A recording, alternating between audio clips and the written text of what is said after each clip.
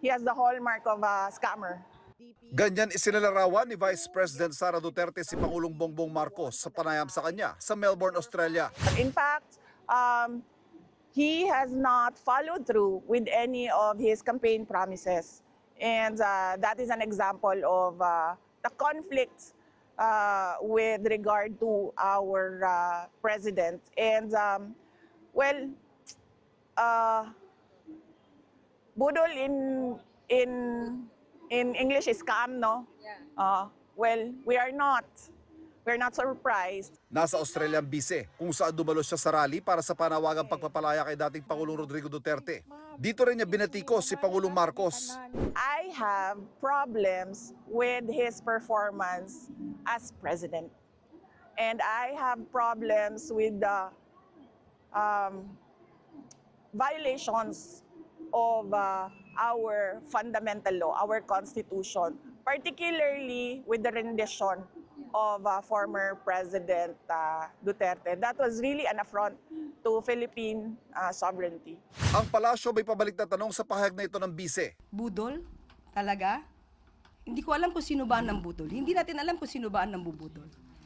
Sa panahon, sa nakikita po natin na pagtatrabaho ng Pangulo, sa pag-uutos sa amin na focus sa trabaho at hindi pamumulitika,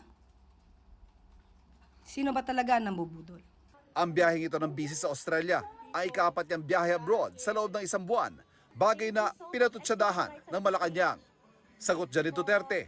I am not on holiday for this trip.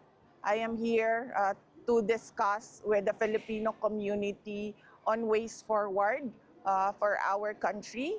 And of course, how we can push the administration to do more for our country.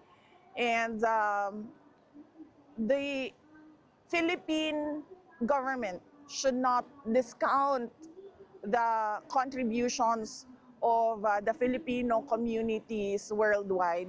Ngayong nalalapit na muli ang pang-apat na sona ni Pangulong Bongbong Marcos, kinumpirma ng bise na hindi siya muling dadalo rito, gaya nung nakaraang taon. I don't think he will be providing anything substantial about our country, and it would be best to spend that time with the Filipino community. Kung wala po nakikita ang Vice Presidente na maaaring gawin ng Pangulo, ganyan po talaga ang mangyayari kapag ka po hindi binubukas ang isipan at ang mata at ang puso para sa taong bayan.